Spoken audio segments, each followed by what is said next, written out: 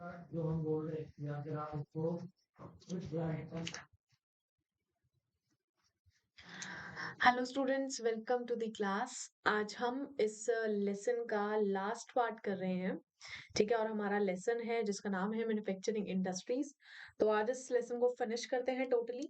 हमारा एक सिर्फ छोटा सा पार्ट रहेगा जिसे हम आगे कंटिन्यू करना है।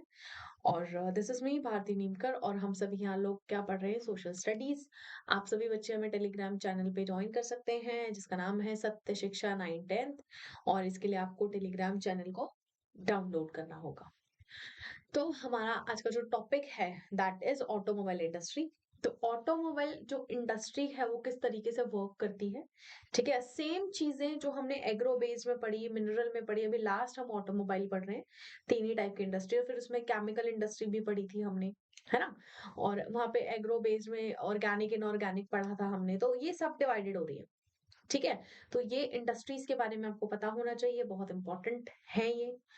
अ, लेकिन मैं आपको बता दूं कि जो हमारा 10th का सिलेबस है उसके अकॉर्डिंग ये जो इंडस्ट्रीज वाला पार्ट है ये कैंसिल करवा दिया गया है, कटवा दिया गया है। लेकिन फिर भी आपको एटलीस्ट पता होना चाहिए।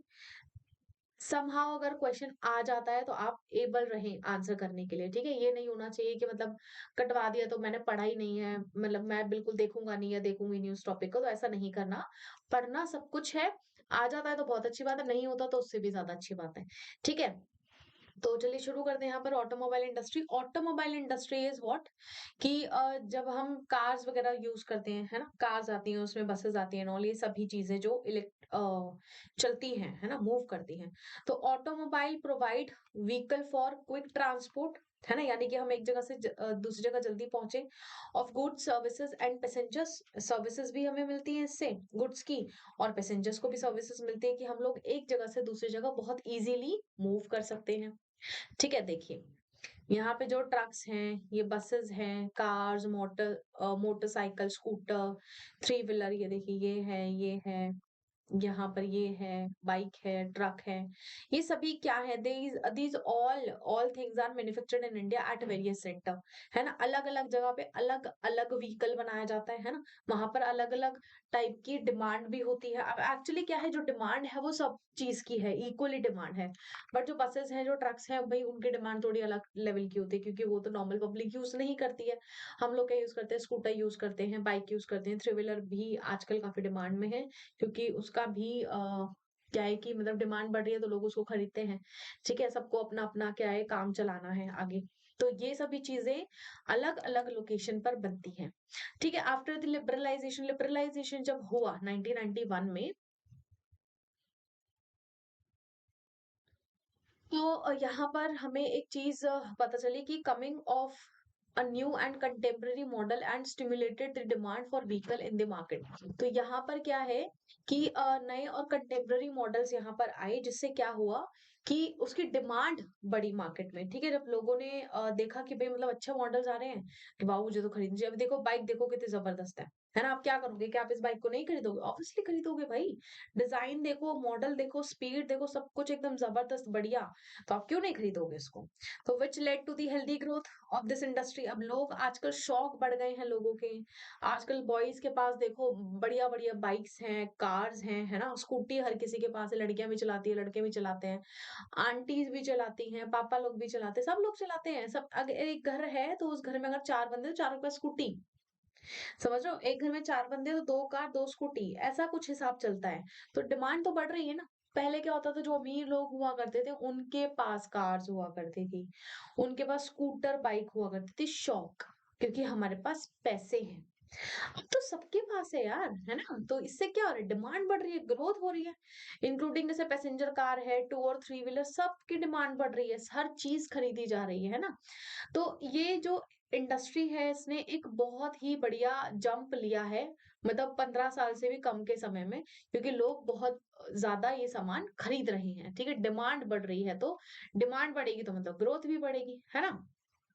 फॉरेन डायरेक्ट इन्वेस्टमेंट हमें मिल रही है, नई टेक्नोलॉजी हम लोग ला रहे हैं, है ना। बहुत सारी इंडस्ट्री से हम लोग अलाइन हो चुके हैं, यानी कि जैसे उसमें था ना एग्रो बेस्ड इंडस्ट्री में कि नहीं, उसमें हैवी मटेरियल वाली में जो केमिक सॉरी कौन सी इंडस्ट्री थी, हेवी इंडस्ट्रीज जो पढ़ रहे थे हम लोग, तो उसमें जो मैकेनिकल इंडस्ट्री थी, आई मीन उसमें जो लोहे वाली इंडस्ट्री थी, आयरन और स्टील, उसके साथ काफी सारी इंडस्ट्रीज अलाइन थी। सेम ऑटोमोबाइल के साथ भी काफी सारी इंडस्ट्रीज अलाइंड है, और जिससे क्या है, जो ग्लोबल डेवलपमेंट बहुत ज्यादा बड़े लेवल पर हो रही है। अभी जो इंडस्ट्रीज है जिसे हम ऑटोमोबाइल बोलते हैं, ये कहाँ पर लोकेटेड है? ये लोकेटेड है दिल्ली में। ध्यान से देखना है, सारे सेंटर्स आपको पता होने चाहिए, क्योंकि इनका मैप आता है। मैं बार बार बोल रही हूँ, ये नहीं है कि आपने एक टाइप का मैप पढ़ लिया तो यही मैप आने वाला है। सब मैप पढ़ लो, मिक्स भी आ सकता है ना, इसके बारे में मैंने बात की थी। तो लखनऊ में है, फिर कोलकाता में, मुंबई में, पुणे में, हैदराबाद, बेंगलुरु, चेन्नई, कोयम्बतूर। ठीक है, तो ये सारे सेंटर्स हैं जहां पर इंडस्ट्रीज, जो ऑटोमोबाइल इंडस्ट्री है वो लोकेटेड है, और अलग अलग जगह पे अलग अलग टाइप का व्हीकल बनाया जाता है। ठीक है,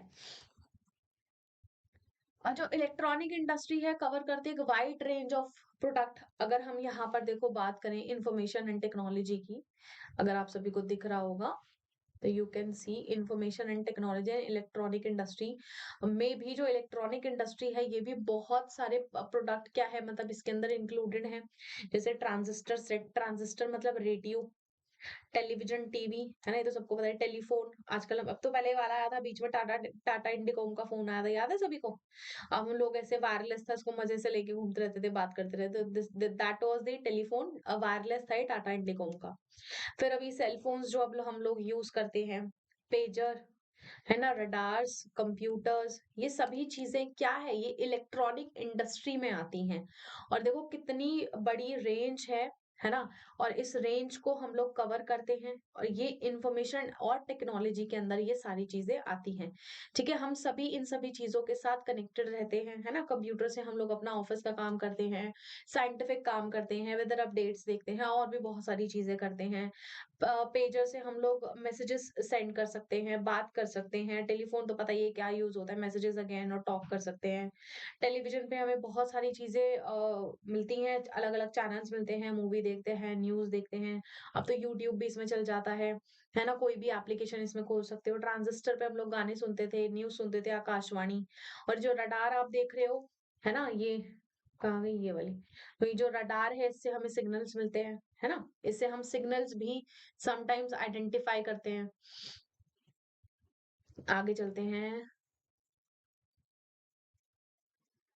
ओके, तो बैंगलोर जो है वो हमारे देश में, है ना, इलेक्ट्रॉनिक कैपिटल के जैसे उभरा है। कहाँ चल रहा है हमारा पेन, दिखाई नहीं देता। तो इलेक्ट्रॉनिक कैपिटल है ऑफ इंडिया क्या, बैंगलोर। ये ध्यान रखना कि बैंगलोर इज इलेक्ट्रॉनिक कैपिटल, और सिलिकॉन वैली भी इसको कहा जाता है, ये मैंने आपको पढ़ाया भी था। Silicon silicon valley of India. Otherwise silicon valley कहाँ पर है, यूएसए कैलिफोर्निया में। ठीक है, ये हमने पढ़ा था। ओके, तो ये हमारा क्या है, इलेक्ट्रॉनिक कैपिटल है, और ये बहुत ही मतलब अगर आप लोगों से बात करते हैं जो ऑलरेडी आईटी में काम करते हैं, तो उनको बैंगलोर बुलाया जाता है। तो Bangalore is the hub, Bangalore and Pune. तो वहां पर आईटीज की जॉब बहुत अच्छी है। दिल्ली में काफी अच्छी है, लखनऊ में, कोलकाता में, अब यहाँ और भी लोकेशन सेट हो गई है, मुंबई में, पुणे, हैदराबाद, चेन्नई, कोयम्बतूर। तो ये जितनी भी सिटीज आप देख रहे हो, all cities are so much good, और दी क्या, और दी क्या बोलते हैं इसको, कैपिटल ऑफ क्या, इलेक्ट्रॉनिक, है ना, या इलेक्ट्रॉनिक सिटीज ऑफ इंडिया। तो ये सभी हैं, जिसमें दिल्ली, लखनऊ, कोलकाता, मुंबई, पुणे, हैदराबाद, बैंगलोर, चेन्नई एंड कोयम्बतूर, ये सभी जो सिटीज हैं इसमें आती हैं। और ये सारी सिटीज आपको पता होगा, ये वेल डेवलप्ड है। ठीक है, बहुत सारे लोग यहाँ पर रहते हैं, all cities are overcrowded. ठीक है, और यहाँ पर इवन रहने को जगह नहीं है, पानी की कमी है, बहुत सारी दिक्कतें लोग यहाँ पर फेस करते हैं। तो 2010 और 11 में जो STPI है, सॉफ्ट यानी कि software technology parks of India, ठीक है, have came up across 46 location at different centres of India. तो हमारे देश में सॉफ्टवेयर टेक्नोलॉजी पार्क जो है ना, वो 46 लोकेशंस में लोकेटेड है। ठीक है, हमारे इंडिया में ही। फिर अ मेजर इम्पैक्ट जो है इस इंडस्ट्री का has been employment generation. Employment बहुत ज्यादा है, जितने भी बीटेक लोग हैं, all BTechs, MTechs, all engineers are working here. जितनी भी कैपिटल इलेक्ट्रॉनिक सिटी है इंडिया की, है ना, यहीं पे सब लोग काम करते हैं आईटी में।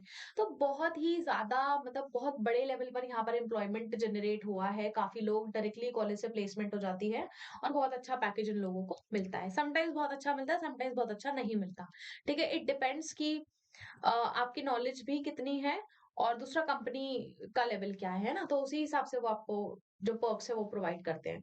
तो इससे क्या हुआ है, it encourage to know that 30% of the people employed in this sector are women. और इस सेक्टर में आईटी में देखो ये बहुत ही मुझे पहली बार पता चला है ये कि आईटी सेक्टर में 30% वुमेन है, तो this is a good news I think. Otherwise तो हमें यही लगता था कि जो आईटी है, एक जो सेक्टर पड़ता है, ये सिर्फ मेल्स के लिए है, बट ऐसा नहीं है। तो विमेन भी इसमें बहुत जोर शोर से बढ़ चढ़कर बहुत बढ़िया हिस्सा ले रहे हैं और एक बहुत खुशी की बात है। जब विमेन को कहा जाता था ना, इनको पार्शियल किया जाता था कि you have not technical brain, तो you can just do household work, otherwise you can't do anything. तो टेक्निकल ब्रेन भी हम लोगों के पास है, तो इसलिए we are working in IT sector too. एक सेकेंड। All right. तो ये जो इंडस्ट्री है, it has been a major foreign exchange होता है यहाँ पर। फॉरेन एक्सचेंज मतलब हम बाहर का काम करते हैं। बाहर का दैट मीन्स हम बाहर की कंट्रीज का काम करते हैं, जिसमें यूएसए आता है, ठीक है, यूके आता है, ऑस्ट्रेलिया आता है, यूएई आता है, यूएई में दुबई आता है, दुबई या दुबई जो भी आप इसको बोलना चाहो, ठीक है। और और यूरोप की जो काफी कंट्रीज हैं, यूरोपियन नेशन है जो, उनके भी काम यहाँ पर आते हैं। तो दैट मीन्स जब आप बाहर की कंपनीज के लिए काम करोगे तो obviously you will get some foreign exchange, है ना, आपको डॉलर्स मिलेंगे, आपको पाउंड्स मिलेंगे, आपको ऑस्ट्रेलियन डॉलर मिलेंगे, ठीक है, आपको दिनार्स मिलेंगे, ठीक है, आपको अगेन यूरोज मिलेंगे। तो आपके पास बाहर की मनी आ रही है, तो इससे क्या हो रहा है, आपके जो इनकम है उसमें काफी ज्यादा इंक्रीमेंट हो रहा है। तो बाहर की जो इनकम है वो आपके घर में आ रही है, तो आप बहुत ज्यादा कमा रहे हो। जिससे क्या हो रहा है, जो fast growing business process outsourcing है, बीपीओ सेक्टर भी बहुत ज्यादा आगे बढ़ रहा है ना। तो मतलब अर्नर है ये, तो जो डायरेक्ट फॉरेन एक्सचेंज जो हम लोगों को मिल रहा है यहाँ पर, वो बहुत ही बढ़िया है through IT sector and through BPOs. तो it's a really good job, ठीक है। कॉन्टिन्यूइंग ग्रोथ जो है हार्डवेयर सॉफ्टवेयर की is the key to success of IT industry in India. तो हार्डवेयर सॉफ्टवेयर की ग्रोथ बहुत ज्यादा है, ठीक है। जो कंप्यूटर के लोग हैं, जो उसको ठीक करते हैं, उसको प्रॉपर सेटअप करते हैं, ठीक है, जो भी प्रॉब्लम्स उसमें होते हैं वो उसको ठीक करते हैं। सॉफ्टवेयर के जो लोग होते हैं जिनको सॉफ्टवेयर इंजीनियर कहा जाता है, वो भी काफी अच्छा काम करते हैं। तो मतलब हमारे देश से आप देखोगे तो जो मैक्सिमम नंबर ऑफ इंजीनियर्स हैं ऑफ हार्डवेयर एंड सॉफ्टवेयर, वही USA, UK, Australia, UAE, European Nations में काम करते हैं, दे आर वर्किंग देयर, ठीक है। और ऐसा माना जाता है कि इंडिया से best engineers I don't think कहीं मिलते हैं, क्योंकि इंडिया के इंजीनियर्स को ही हायर किया जाता है हर जगह। तो they are really good at the engineering, है ना। तो स्मार्ट है हम लोग, नहीं। तो ऑल्दो ये जो इंडस्ट्रीज है कंट्रीब्यूट करती हैं to significantly India's economic growth and development, ठीक है। ऑब्वियसली डेवलपमेंट हो रही है, ग्रोथ हो रही है, लेकिन इसी के साथ साथ पोल्यूशन बढ़ रहा है of land, water, air, noise and resulting degradation of environment that they have caused cannot be overlooked। हम इसको मतलब अनदेखा नहीं कर सकते हैं। अब देखते हैं कि किस तरीके से इंडस्ट्रियल पोल्यूशन क्रिएट हो रहा है और जो हमारा एनवायरमेंट है वो डिग्रेड हो रहा है। Okay, let's see one by one. Industry जो है रिस्पॉन्सिबल है फॉर टाइप ऑफ पोल्यूशन। पहला, एयर पोल्यूशन। देखो कोई भी इंडस्ट्री है, बड़ी से बड़ी इंडस्ट्री है, हमने देखा है कि जब भी इंडस्ट्री हम लोग सेटअप करते हैं तो वो एक रिवर के पास होनी चाहिए, वो एक खुले ग्राउंड में होनी चाहिए, वहां पर लेबर अवेलेबिलिटी ज्यादा होनी चाहिए, वहां मार्केट नहीं प्रॉक्सिमिटी होनी चाहिए, ठीक है। दूसरा, वहां पर वाटर हो गया, लेबर हो गया, मार्केट हो गया, अर्बनाइजेशन भी होता है। अब इंडस्ट्री बन गई, इंडस्ट्री में मतलब कोई भी चीज प्रोड्यूस हो रही है, प्रोड्यूस करने के बाद वो कोई ना कोई केमिकल रिलीज करती है, धुआं रिलीज करती है, सभी चीजें रिलीज करती है।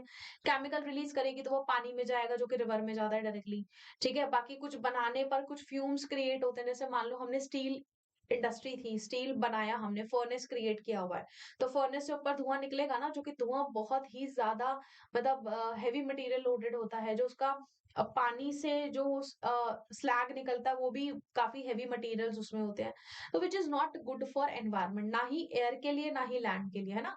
अगर जो स्लैग निकल रहा है वो भी यूजफुल नहीं है, जो धुआं निकल रहा है वो भी यूजफुल नहीं है।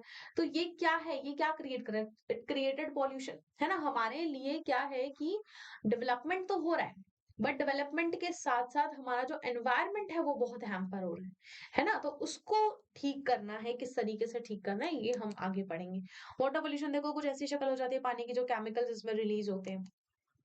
लैंड कचरा, प्लास्टिक एंड ऑल, ये सब हम तो करते ही रहते हैं।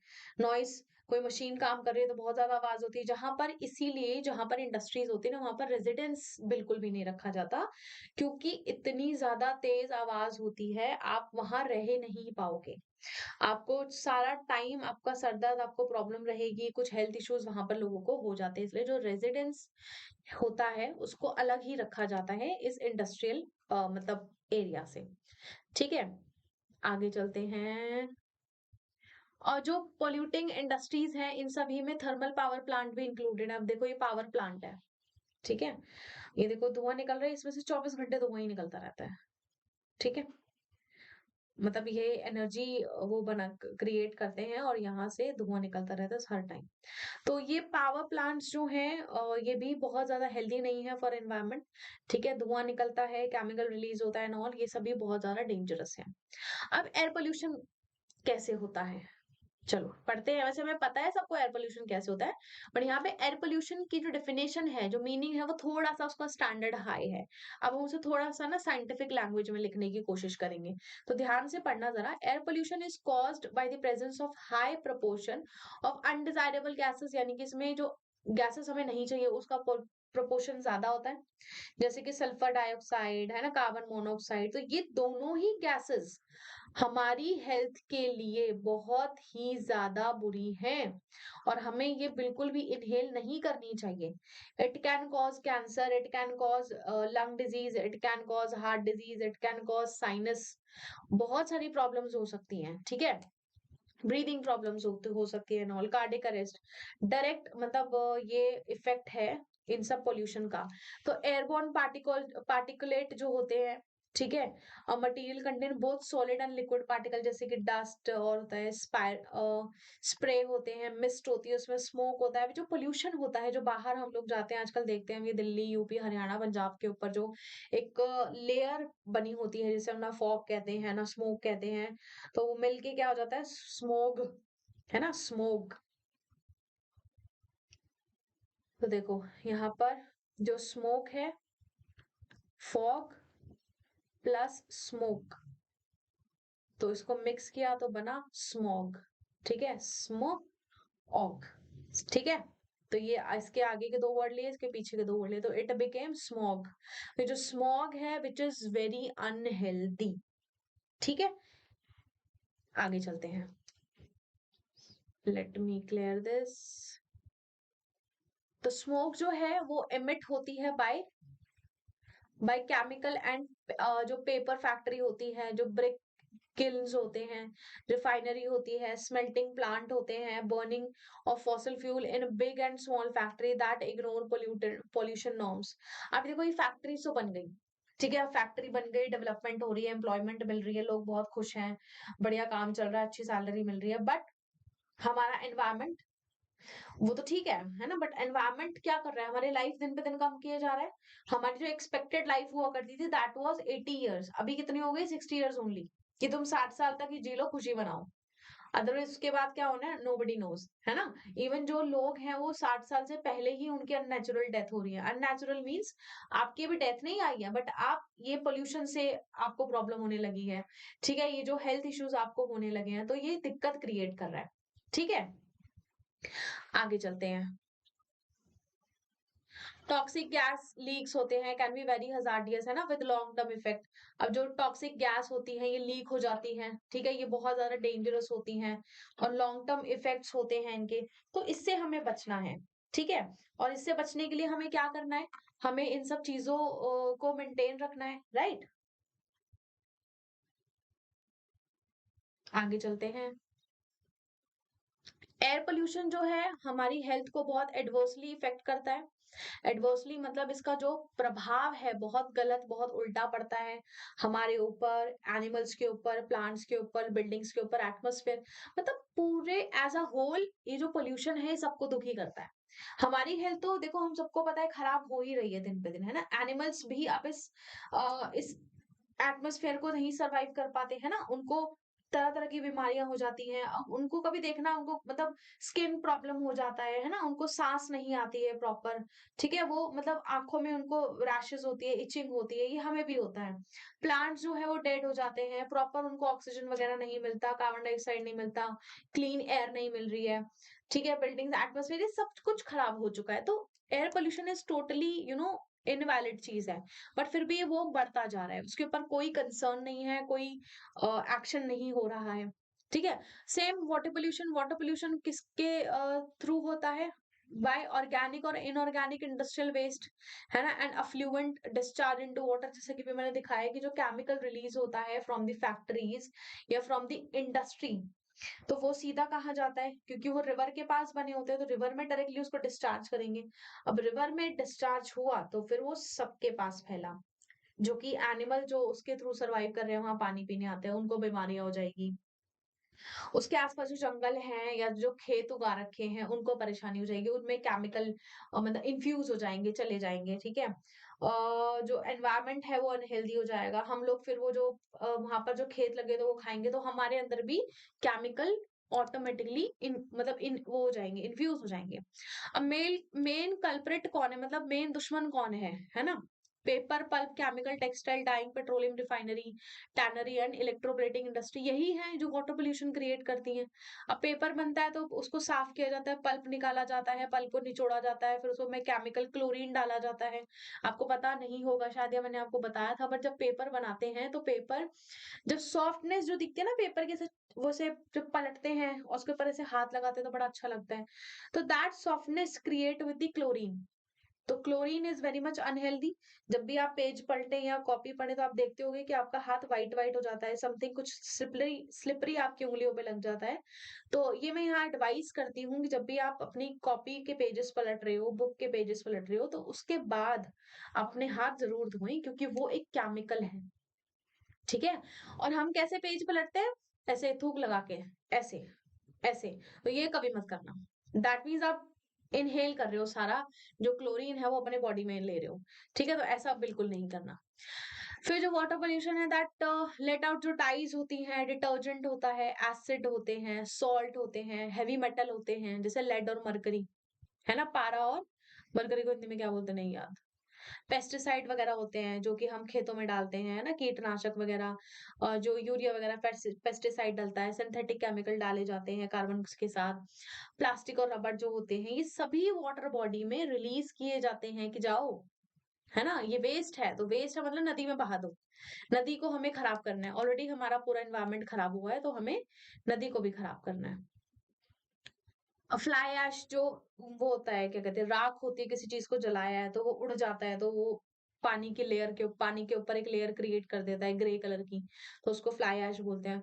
फॉस्फोजिप्सम जो होता है ये भी बहुत अनहेल्दी चीज है, हमने अभी पढ़ा था लास्ट उसमें अपने लेक्चर में, जो जिप्सम है ना, उससे मिलकर क्या बनाते हैं हम लोग, एल्यूमिनियम बनाते हैं, है ना।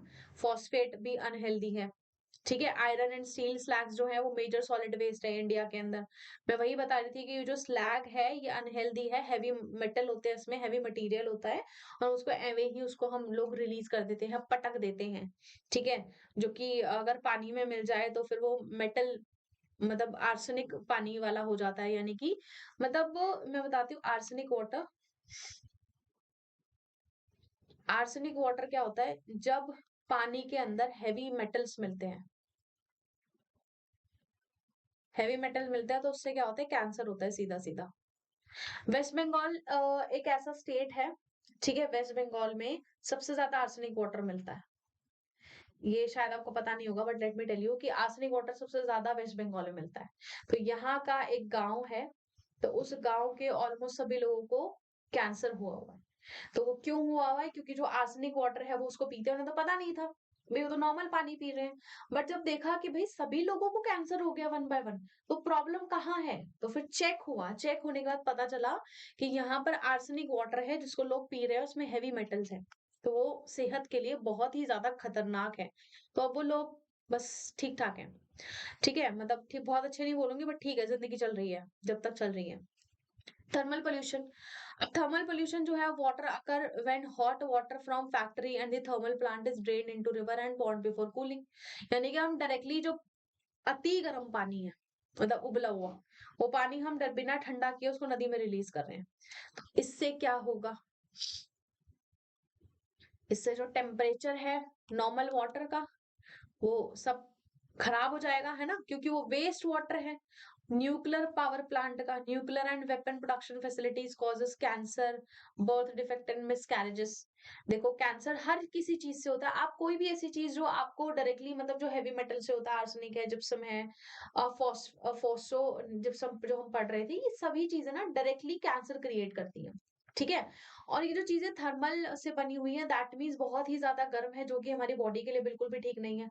हमारी बॉडी एक नॉर्मल टेम्परेचर लेती है ना, बट नॉर्मल टेम्परेचर में भी आप हेवी मेटल्स नहीं इनहेल कर सकते हो। वेपन प्रोडक्शन किया जाता है तो उसमें बहुत ज्यादा केमिकल यूज किए जाते हैं, है ना। तो इससे क्या होता है, अगर हम उसको पी लेते हैं, कंज्यूम करते हैं, तो बर्थ डिफेक्ट होते हैं। अगर कोई बच्चा पैदा होता है तो उसकी बॉडी में कोई ना कोई डिफेक्ट होता है, मिस कैरेजेस हो जाते हैं, मतलब जो बेबी बॉर्न होने वाला था, बॉर्न होने से पहले ही उसकी डेथ हो जाती है। सॉइल वाटर पोल्यूशन जो है, दोनों क्लोजली रिलेटेड है। पानी जो है कहाँ जाएगा? मिट्टी में जाएगा, मिट्टी अब्सॉर्ब करेगी उसको, तो जो पोल्यूटेंट पानी में है वो डायरेक्टली मिट्टी में आ जाएंगे। और अगर मिट्टी में ऑलरेडी पोल्यूटेंट है और उसमें पानी डालेंगे तो पानी भी पोल्यूट हो जाएगा। तो ये दोनों एक साथ बहुत ज्यादा क्लोजली कनेक्टेड है, ठीक है, इन दोनों को कभी अलग नहीं किया जा सकता।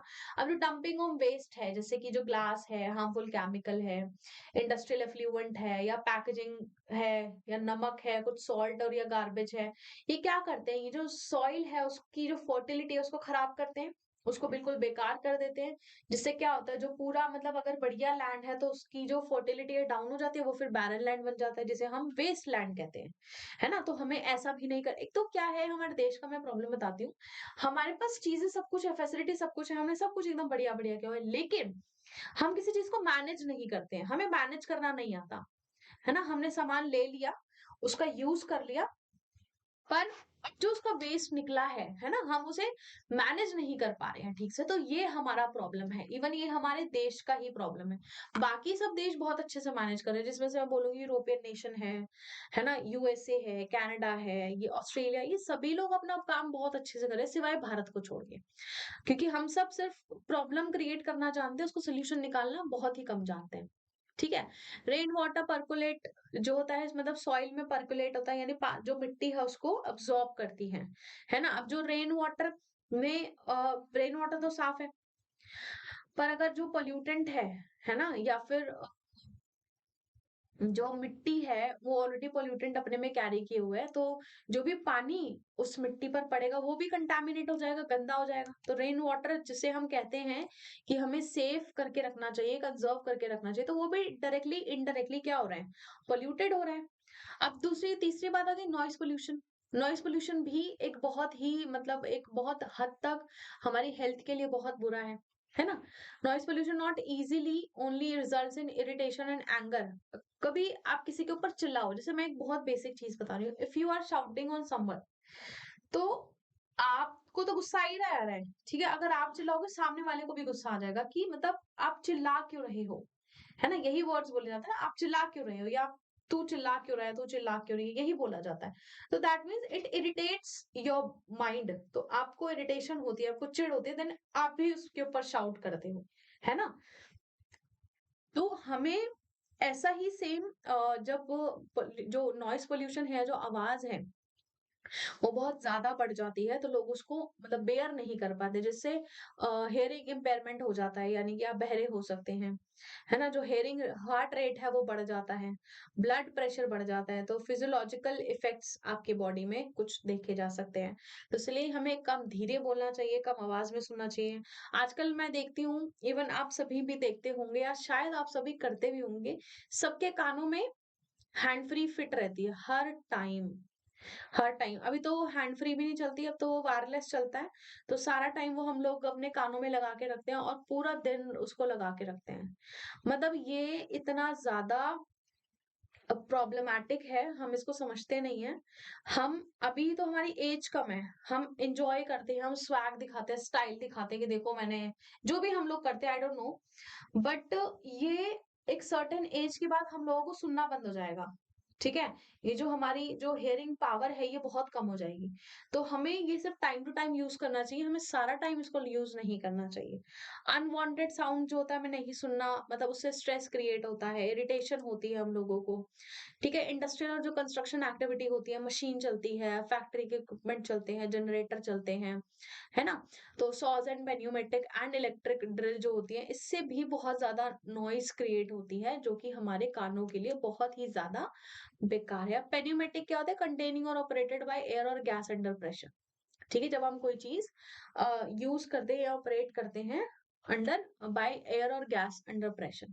ठीक है?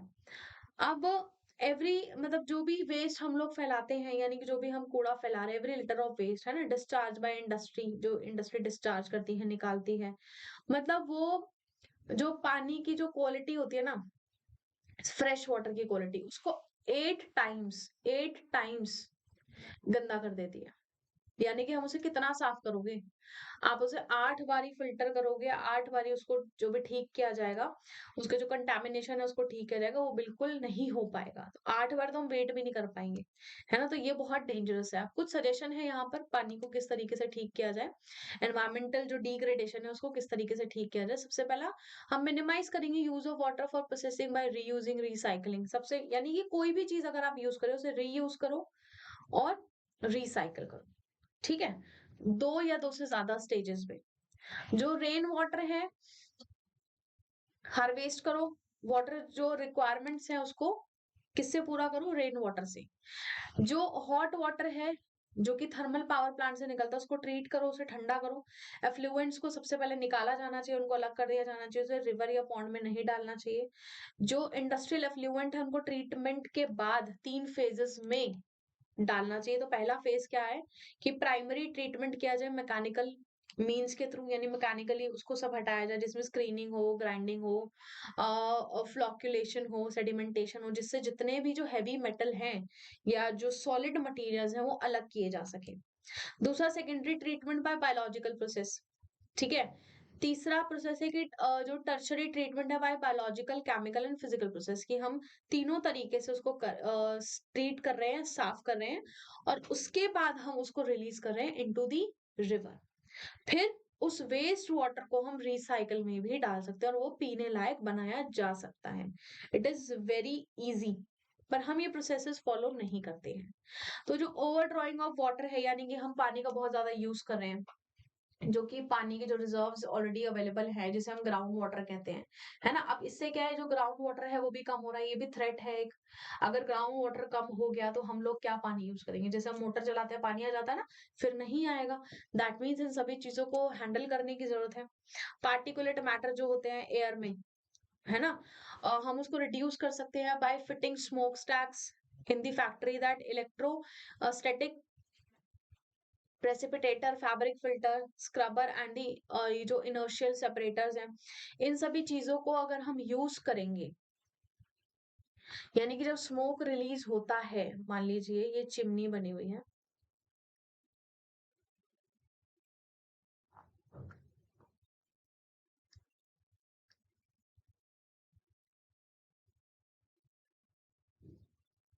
ठीक है, तो यहाँ से जो है वो गैस रिलीज हो रहा है, तो इसके ऊपर कुछ फिटर्स लगा देने चाहिए, स्टैक्स लगा देने चाहिए, ताकि जो हैवी मेटल है वो वहीं सेटल हो जाए और बाहर सिर्फ धुआं धुआं जा सके।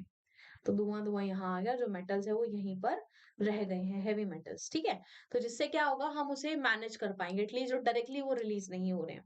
स्मोक को रिड्यूस किया जा सकता है बाय यूजिंग ऑयल और gas instead of coal in factory. अब देखो, इतना ऑयल और इतनी गैस हम फैक्ट्री में वैसे यूज़ भी नहीं कर सकते एक तरीके से देखा जाए तो, क्योंकि हमें क्या चाहिए, हमें टेम्परेचर चाहिए हाई, तो वो ऑयल या गैस से मेरे हिसाब से नहीं आ सकता। बट अगर ऐसा कह रहे हैं तो शायद ऐसा हो सकता है।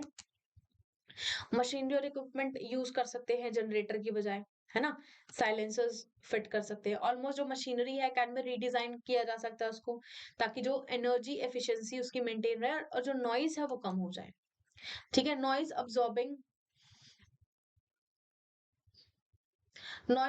मटेरियल जो है, ठीक है, उनको यूज करना चाहिए अलग करके, ताकि मतलब personal use of ear plugs and earphones, मतलब जैसे हम ईयर प्लग और ईयरफोन यूज करते हैं ना, तो वो अलग करना चाहिए। ठीक है, यानी कि इसमें कह रहे हैं कि अगर हम नॉइज पोल्यूशन में हैं या नॉइज पोल्यूशन को कंज्यूम कर रहे हैं, तो उस समय हमें ईयर प्लग्स लगा लेने चाहिए। ठीक है, ताकि जो नॉइस है वो हमारे ब्रेन तक नहीं जाए। अगर वो हमारे ब्रेन तक जाएगी तो इट क्रिएट सम डिस्टरबेंस, और फिर वो हमारे ब्रेन के लिए बिल्कुल भी अच्छा नहीं है। जो चैलेंज है हमारी कंट्री में, इवन हमारे वर्ल्ड में सस्टेनेबल डेवलपमेंट का, जिसको रिक्वायर्ड है integration of economic development with environmental concern, ये ऑब्वियसली है। ठीक है, पर इनका क्या सोल्यूशन है, अब यहाँ देखते हैं। जो सस्टेनेबल डेवलपमेंट का मैंने मतलब बताया था कि हम फ्यूचर के लिए क्या छोड़ रहे हैं, है ना, फ्यूचर के लिए हम क्या छोड़ रहे हैं, फ्यूचर यूज, यानी कि हम यहाँ पर कोई भी चीज वाइजली यूज करें। ठीक है, development is that meet the needs of the present without compromising the ability of future generation to meet their own need. है ना, जो भी चीज हम अभी यूज कर रहे हैं, यहाँ पर सस्टेनेबल का ये मीनिंग दिया गया है, this is the meaning of sustainable, कि कोई भी चीज अगर हम यूज करें तो इस तरीके से यूज करें ताकि वो फ्यूचर में यूज की जा सके। अब हम पढ़ते हैं यहाँ पे एनटीपीसी के बारे में, कि जो एनटीपीसी एक्चुअली क्या है, नेशनल थर्मल पावर कॉर्पोरेशन। अब इसने हमें कुछ सिखाया है क्या, कि ऑप्टिमम यूटिलाइजेशन करना है इक्विपमेंट का, यानी कि अच्छे से यूटिलाइज करना है वाइजली, समझदारी से। टेक्निक्स का, जो भी इक्विपमेंट आपके पास है, जो भी टूल आपके पास है, उनको अपग्रेड करो। ठीक है, मिनिमाइज करो वेस्ट जनरेशन को। ठीक है, और जो ऐश है उसको यूटिलाइज करो, जो भी राख बन जाती है किसी चीज की यूज करने के बाद।